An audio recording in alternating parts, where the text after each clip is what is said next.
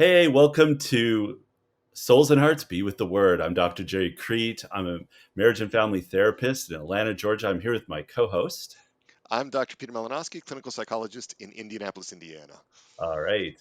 Good to be with you, Dr. Peter. It is good to be with you. I've missed you. You've been gone, so it's great to have you back. I know. It was, I got to see you with somebody else. I felt like, whoa, what a weird feeling. I'm replaceable. It was great to work with Jody in the last episode. She did a great job. Really appreciative of having her fill in for you, as if that could be done. But she did a great job. So Wonderful. Good to hear. Well, really excited about our show today because we're going to be talking about superiority complexes. yeah, Yeah. yeah, And we're going to be, and I think the action item at the end is going to be about how to kind of manage someone or live with someone or understand someone in our lives who may have a superiority or, for that matter, an inferiority complex, because we'll be right. exploring a little bit how those are, in some ways, two sides of the same coin, right? So is this episode 49? Are we already at episode 49? Episode 49. Next week's a biggie. Wow. And so the title of this that you picked, what do we got for a title? The title is Understanding Superiority Complexes. All right, I am on board with this. I Yeah. love, because who of us haven't had that experience, right? Of coming up against somebody who gets puffed up, who gets bigger than, getting bigger than Well, life, right? Large and in charge, right? we had a little dilemma, right? Because when we were getting ready for the show and we are talking about it, we just quickly wanted a fast definition, right, of an Right. inferiority complex, superiority. And on Wikipedia, it says an inferiority complex is a term used to describe people who compensate for feelings of inferiority by acting in ways that make them appear superior. They do this because controlling others may help them feel less personally inadequate. But we actually took issue with that. That's Yeah. actually the definition of a A super. superiority complex. Exactly. Yeah. Yeah. I mean, what that is a definition of is compensation. I mean, if you looked at that from a psychodynamic perspective, that's a defense of compensation. So Wikipedia, I mean, there's Disappointing. probably a lot of good, but it doesn't actually, and this is the tricky thing with psychological terminology, is that it can be defined differently Mm. depending on who's doing the definition, right? So, Now, to be fair, if you scroll down, they do provide a definition from the Cambridge Dictionary of Psychology, which is more accurate. I'm not going to read the whole thing, but basically, there it is saying that an inferiority complex is where an individual believes they're unable to cope with some aspect of life right, because they believe they're deficient, right, which is really what an inferiority complex is. But I'm really fascinated in that. But I'm also fascinated in the people that feel that because they they're less than, they believe somehow they're less than, that then they choose to kind of lower that over or demean in some way other people.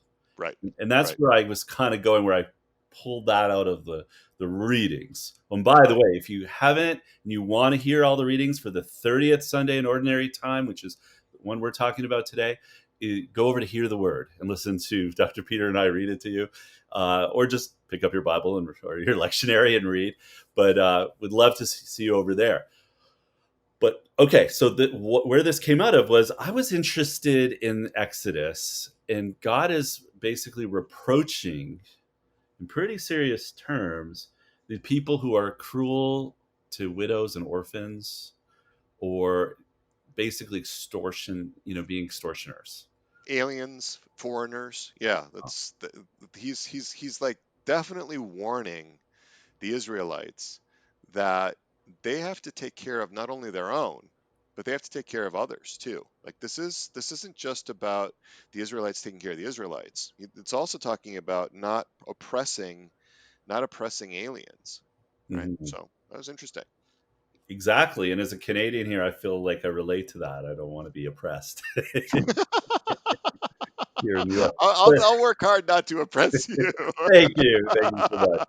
But I mean, I was really interested in this idea, though. Like, why do people do that?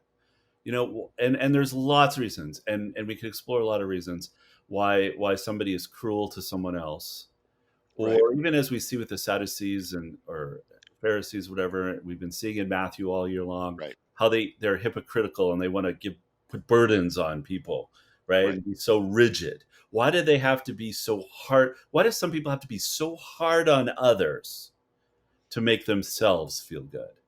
So I Right. was really curious about that.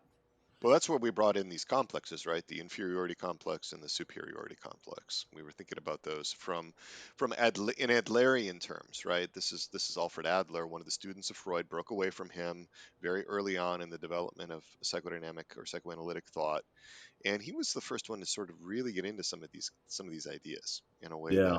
that really expanded on some of Freud's original work. So, Yeah, yeah. No, I know Adler especially because he brings in the social context and the sense of mhm, belonging, and I think a lot of the family therapists and the systemic therapists drew on that, which was really he differed from Freud on his focus on that sort of a shift away from the purely in right. internal view of the self into understanding the person and their environment.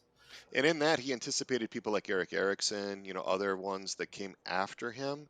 He was also like really, he emphasized memory. And that's really where I came across Alfred Adler was in his, the importance of the role of autobiographical memory, your memories about yourself and how we make meaning out of our memories, right? And our memories are shaped by the meanings we give them. So that's kind of so I came at Adler from a very intrapsychic Mm, type of perspective, very different ways of looking at the yeah. same theorist, Well, right? So, I've worked in a lot of schools. I've worked in the education system, and Adler is pretty much, a founding father in some ways of a lot of modern educational thinking and psychology that's used to bring in, parenting.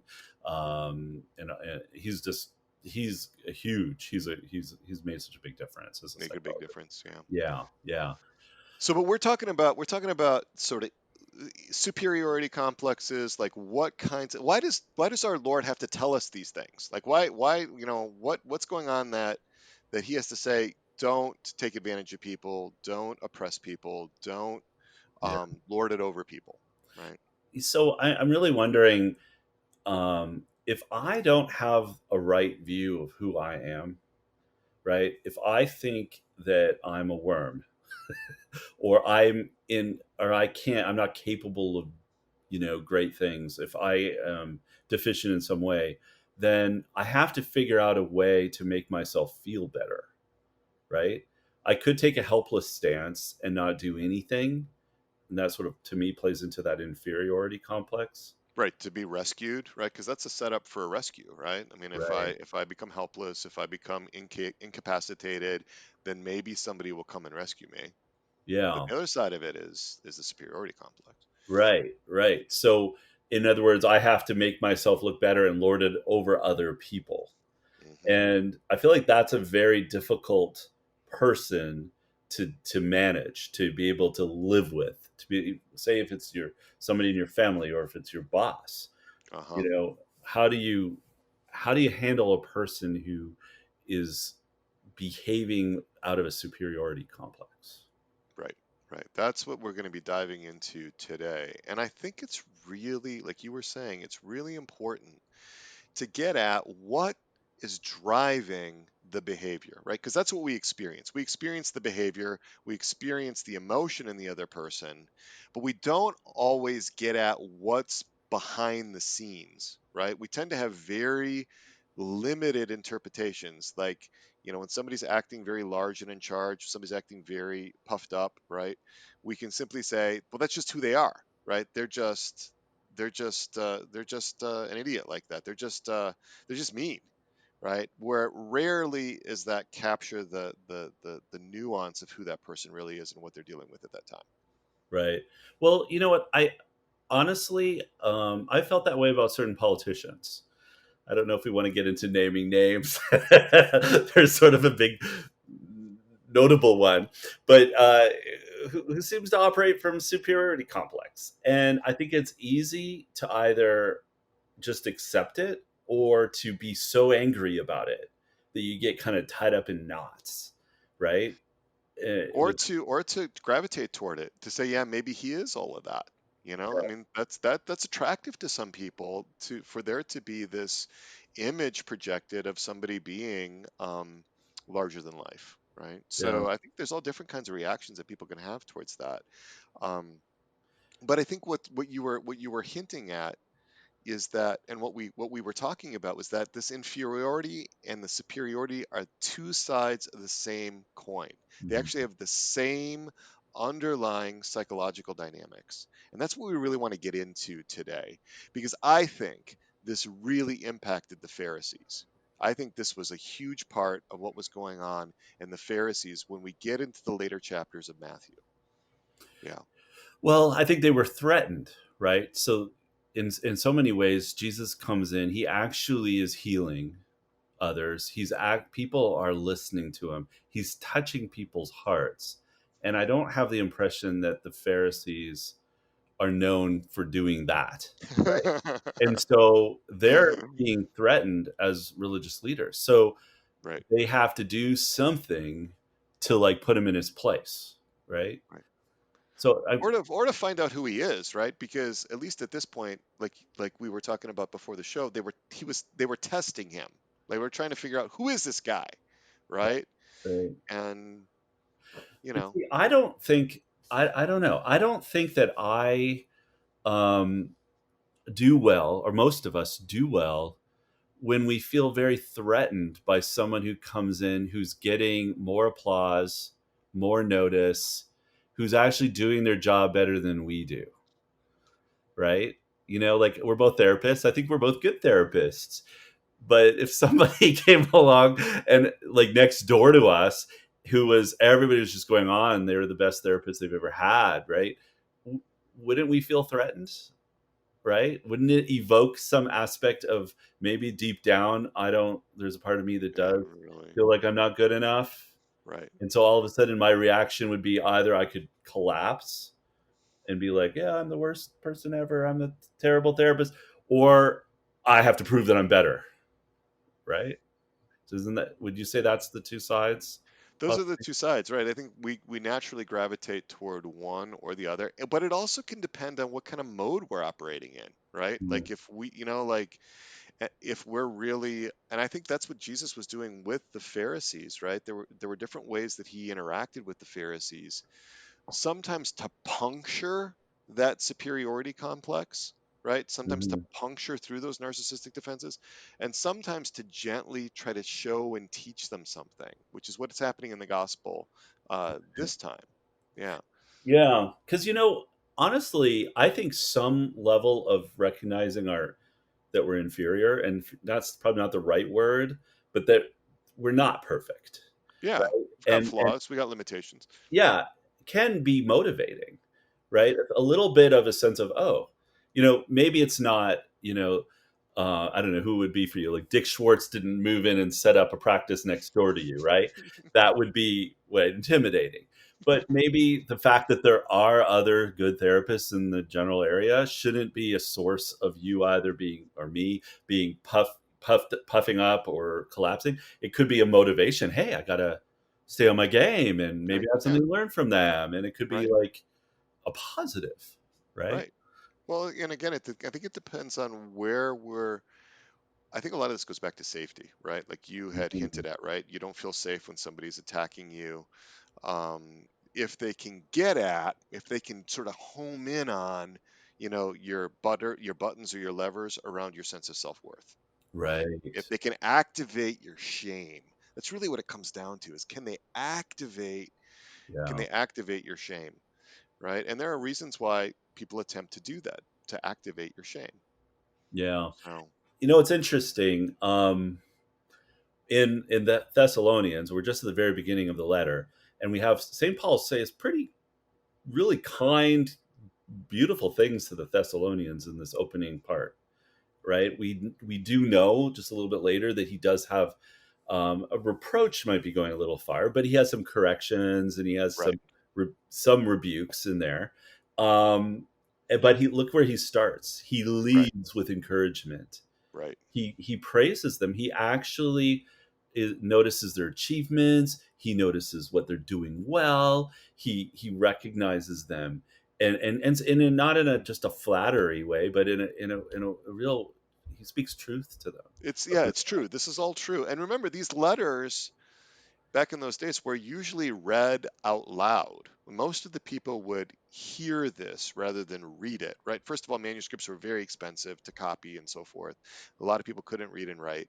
So a lot of the way these letters were shared was in community, read aloud, and one can hear the affection in the way that Paul is treating his beloved Thessalonians, right? And Yeah. that's a beautiful thing to see, because what that does is to help there be a sense of safety, right? Help Right. there to be a sense of acceptance, of affirmation, of love, of appreciation. He doesn't start with his reproaches or his rebukes or the things that they need to be corrected on. Yeah, yeah.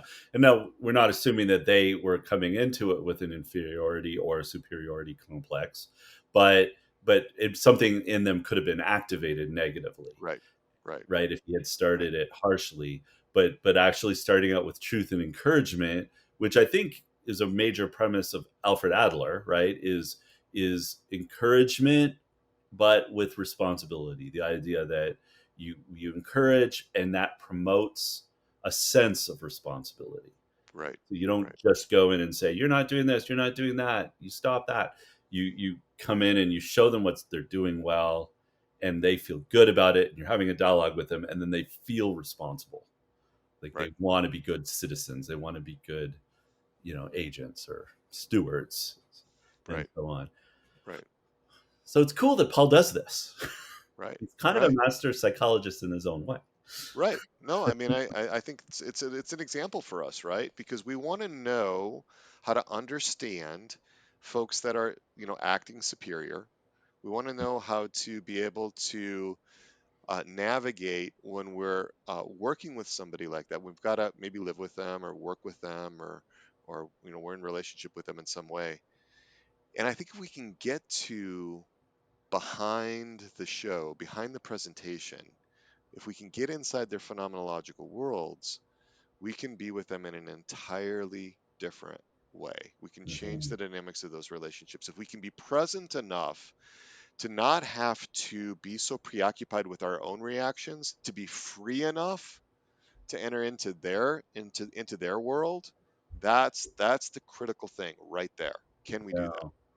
Yeah. It's rare, isn't it? It's rare to find someone that you meet who treats you in a way that seems to call forth your true identity, Mm, right? Somebody that's just sees the good and treats you with that kind of respect, sees whatever. I mean, we can talk about being created in the image of God, and that could all be theoretical, hmm Just right? in your But mind, yeah, yeah, like we know that's a good thing and that's true, and therefore we have all this great dignity, and yet that's not an actual, doesn't feel that way. But when somebody sees in us that image and treats us with that love and respect and encourages us to fully be who we are, wow, that is so powerful yeah, and yeah, meaningful. And then I think that person who feels so affirmed and so appreciated is in a position to then possibly receive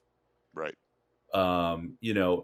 direction or right, correction or whatever right, might be needed, because they're not threatened in right. their identity, in their foundation is not threatened.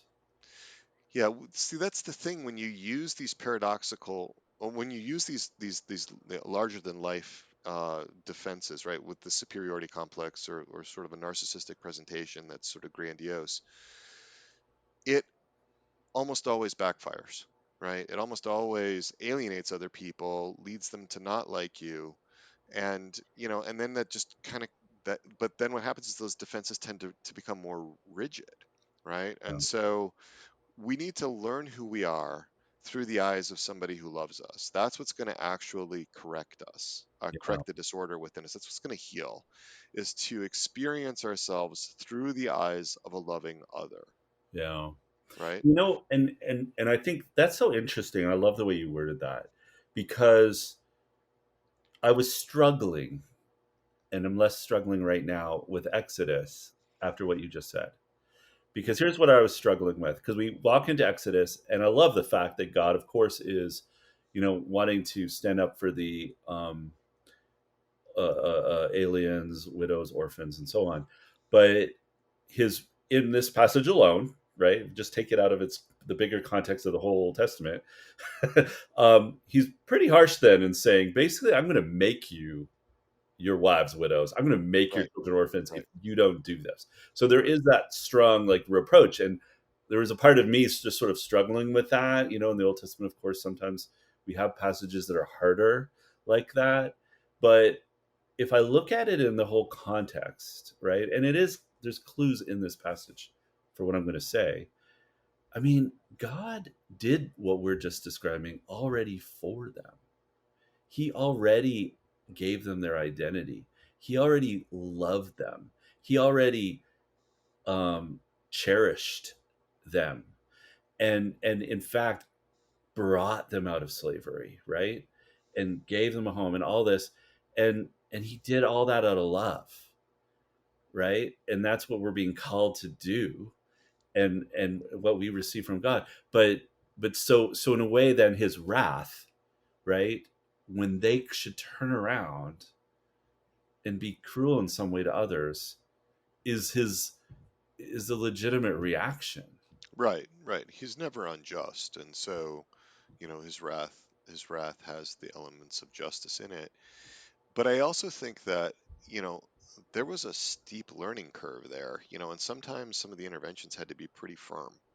He's holding Right. limits and boundaries with them, right? Because he also loves these other peoples. They're his creation too, Yeah. right? So he does not want the chosen people to be mistreating them, Right. right?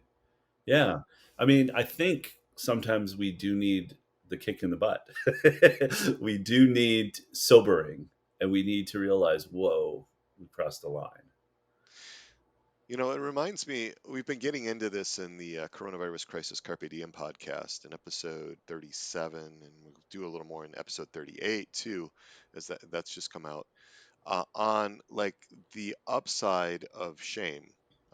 Shame actually has essential functions, and some clinicians actually recognize that it's gotten a bad rap, and it's understandable because some people just have such crippling shame, and I think it's a really, I think it's such a huge problem. I think it's actually the primary problem that most people have. But I also think we're, and there's some researchers, Boone, Steele, Vanderhart, who talk about how shame also helps us to understand what's acceptable and not acceptable in our communities, right? It's got a guiding, signaling function, right? Mhm. And we don't want it to be driven by malice or by people who are intent on shaming us in order to control us. But there is an element where our shame responses help us to conform to what good expectations are, right? Yeah. So, I think it's interesting because, Brene Brown, who's so big and has said so much on vulnerability and shame, she actually defines guilt as I did something wrong, and shame as I am bad or hmm wrong. And hmm and I think that's really helpful. But in fact, though, the traditional definition of shame isn't quite that, right, because the traditional definition is shame has a social context. right, It right. isn't just I feel bad about myself. It's I did something like, if you are in a store and you stick something in you steal some stuff, you put it inside your jacket and you walk out, and then the alarms go on and security guards show up hmm and they open up your jacket and all this stuff falls right, out. Everybody in the store sees you. right, You're going to experience shame, right, and that has a function. Like that right, is a right, corrective. There's a right, corrective element to, right, yeah, you did something wrong and right, everyone saw it. right. Like, And that's a difference between some of the traditional definitions of shame. Like you're saying, like it's guilt is I violated my standards of right and wrong. Shame is I violated somebody else's standards of right and wrong. Somebody who's important to me. mm, That's the social or the context again, right? communities, yeah. Right, the community. Mhm. So, and God knows that we're not always going to do everything with perfect motives, right? And so sometimes that motive of wanting to stay accepted in your community, has powerful impact, even if we might not be thinking of God in that moment, right? Or maybe No. we don't even believe in God at all. So yeah, I mean, that can be hard for some people to take though, because their association with shame is just that it's so bad that, Right. that they can't tolerate how there might be something, advantageous about it or beneficial to it.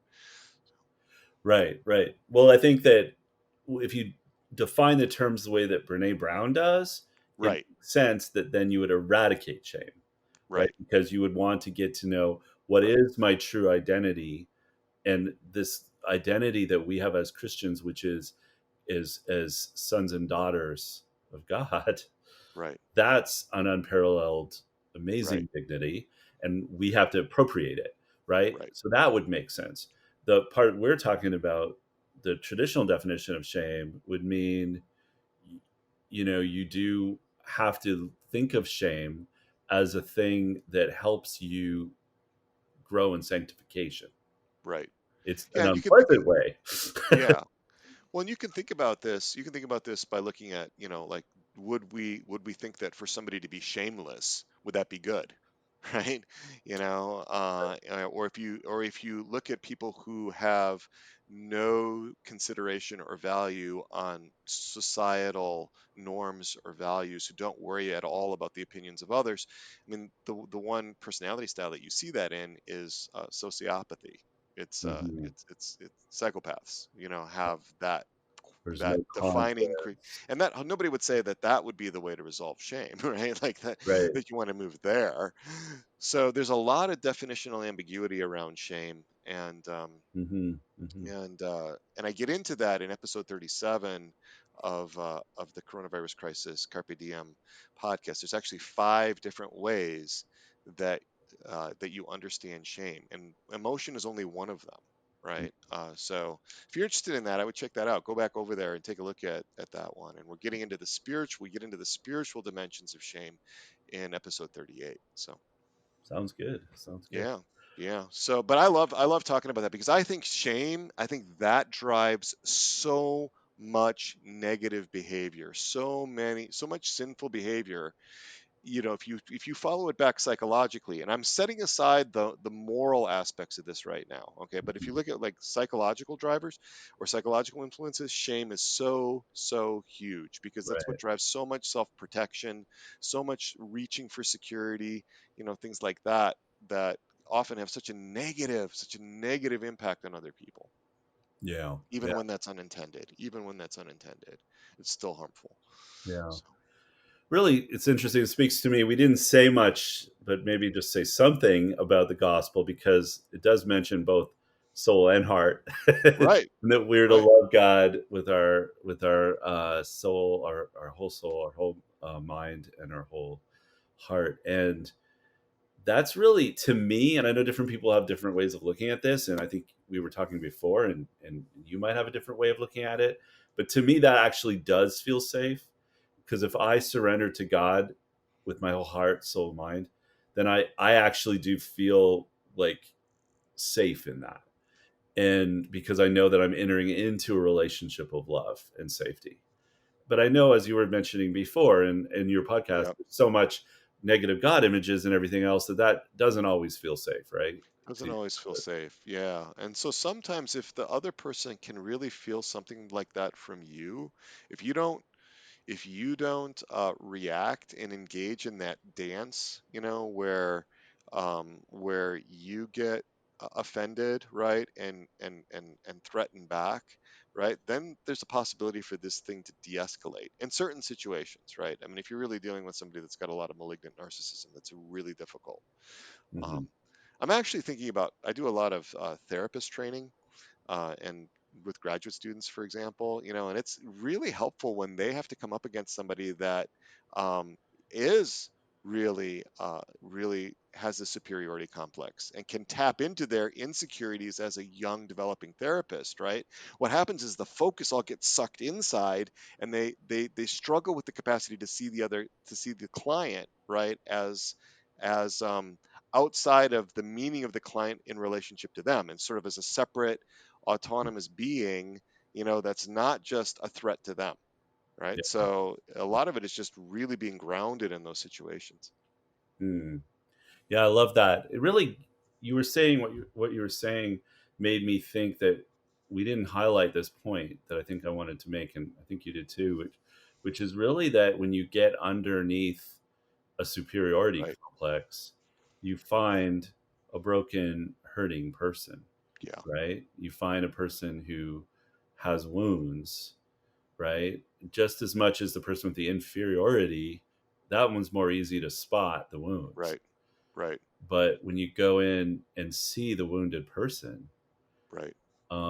you're seeing them with God's eyes, which of Right. course is hard to do when they're acting in ways that are unkind or pushy, bossy, mean. Depends on how grounded you are. I mean, it really does. I mean, it's sometimes easier for me to see that if I'm well grounded. Like for example, if I've got a clinical presentation, somebody's just come into my office.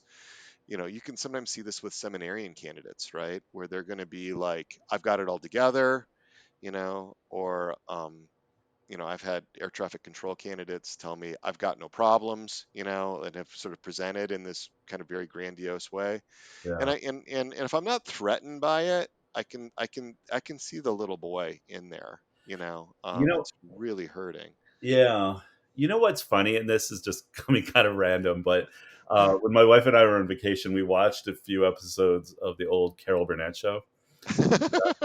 And it's interesting because I hadn't seen it in so long. I always thought she was very funny, but why I'm bringing this up is a comedian like Carol Burnett and so many other comedians Yeah, are in a sense shameless in the sense that they're willing, not in a negative way necessarily, but they're willing to just be so vulnerable with their bodies, with their expressions, with their, even the self, deprecation's too harsh, but like self, they're willing to put themselves out there and they don't care. And I think that is so refreshingly disarming for viewers that it causes us to laugh because it allows us to laugh at ourselves and it allows us to then be freed up from some of the shame for a while. right. And I so it's just sort of, I think I'm getting into a psychology of comedy, which I wasn't preparing to do today, but maybe that's another episode. Well, I was struck because I watched a TED Talk by Brene Brown, right? And she kind of talks about how she got into studying shame, and she brings up a lot of like her own story, Yeah, and how this impacted her. And it's like really moving. It's not surprising to me that she's had 50 million views on YouTube for some of right, her TED Talks. It's because there's a vulnerability and a realness in that, which actually, in contrast to the person who's operating with that superiority complex, it's that's disarming, right? We hope that this this strong presentation is going to disarm the other person, right? It's going to lead them to back off, and it's going to lead to safety. But really, right, counterintuitively, when you're in that mode, it's actually the openness, the vulnerability. And that's what our Lord's inviting us to, right? He's inviting the Pharisees to love the Lord your God with your whole heart, your whole mind, your whole soul. which is a vulnerability. Which is a vulnerability. You can't do that unless you're being vulnerable, right? He's No. inviting them to that vulnerability. Yeah, Um, you know, I yeah, mean, one of the funny things in the movie, uh, I think it was Red 2, um, was there was this line between these two action heroes, and one is always encouraging the other to make make the break into emotional vulnerability. They're being shot at, and they're in this terrible circumstances, but what the one is saying to the other is that you've got to make this break into emotional vulnerability, right? And and it's like, yeah, it actually can feel like we're under siege. It can feel like we are being attacked, and can we take the hits?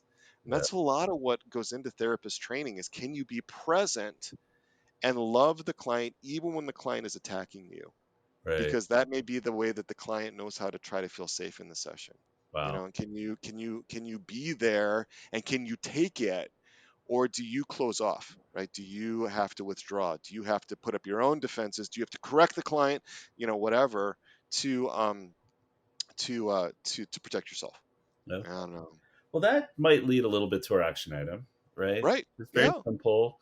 I'd like you to think of someone in your life. It could be a family member or someone you work with or something that that does exhibit, at least sometimes, right, some kind of, perhaps it's a superiority complex. So it could be some behavior where it feels like they're compensating by being extra, maybe extra harsh, bossy, pushy, some kind of behavior.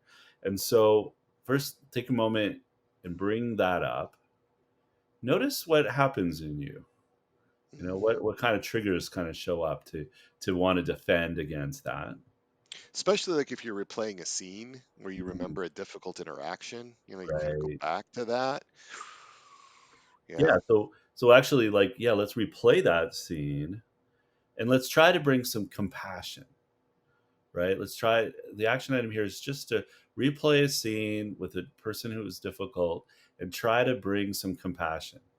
yeah, We're not excusing their behavior. We're certainly, if there's abuse of some kind, no, right, not talking about that. But we're bringing some compassion and seeing what happens, at least in this exercise. You know, is there a softening on the other side? And if there isn't, is there a softening, or at least is there less tension and anxiety for you? right, Because maybe you're able to see past their right, exterior, right, right, and not allow yourself to be to go into defense mode, right, right, or go into attack mode or whatever it is, and in fact see through it. right. Yeah, and it helps to see them as small, like 3 years old, 5 years old, something like that. See what kind of fear they might be experiencing. See them as being insecure, because part of that defense is to get you to believe that they're not. Because the Hmm. idea is if they can get you to believe that they're not afraid, that they're not ashamed, that they're not inadequate, then maybe they can believe that about themselves, you know. Hmm. But it always backfires. It doesn't actually lead anybody to heal Yeah. when that kind of behavior is happening. So, Yeah. yeah. So that's our action item for this week. And we're not going to solve all the world's problems with that or change someone's behavior necessarily, but you'll feel better. Yeah. Yeah, if you can be grounded, it helps so much. That's what I spend all the time with these clients, or with the therapists, with these therapists in training, is to be able to be present and to be okay inside, regardless of what the client is offering, in the Mhm. moment. And I was thinking that if folks really want to get into this stuff, these two recent episodes 37 and 38 of the Coronavirus Crisis Carpe Diem podcast, this stuff's right up that alley. And I want to let people know that the Resilient Catholics Carpe Diem community, that is actually going to be temporarily suspending new members. We're keeping all the members we got, right? All the members that are in right now are in, but we are doing some great program planning. We're doing some great pioneering work in there about how you work with these kinds of issues. The whole community is all about how do you tolerate being loved? How do you take love in? How do you feel safe, secure? And how do you love other people and love God better? So if this kind of stuff floats your boat, I would encourage you to go to Souls and Hearts, go to the little tab up on the top that says all courses and shows, and check out the Resilient Catholics Carpe Diem community. I think it's a unique place online to be able to practice this kind of stuff. We've got all kinds of exercises, all kinds of guided imagery things, workshops, and then just the interactions among the members also. So heartily encourage you to do that. November 3rd, we're going to temporarily suspend new members. We'll have a waiting list, so you can get on the waiting list after November 3rd, but then we're not going to reopen it until 2021. So, So take advantage. It's a yeah, wonderful opportunity. yeah. Um, so thank you all for being with us. And I had one more oh, thought. There's also some real advantages to the how to help a loved one in distress. There's actually some things about mm, this that would be helpful in that free course too, Dr. absolutely. Gerry, about Yeah, how to love just about how to prepare to love somebody. Those modules on preparing to love people actually bring in some real practical recommendations that would be helpful for this kind of thing as well. So, sounds good. Check that yeah, out. We've got lots of yeah, free material on there. Yeah, that one yeah, directly relates right. to what we're talking about. Well, listen, we can't wait to see you next week for our 50th episode. We made it this far. We're going to keep on going. So thanks again. We really do value your input. So feel free to share comments on our YouTube channel if you're listening there, or on our website. But please subscribe and please share with others and let them know what Yeah, we're doing if you're enjoying our programs. All yeah. right. Well, until next time, be still, Believe, be loved. be loved. Take good care. God bless you all.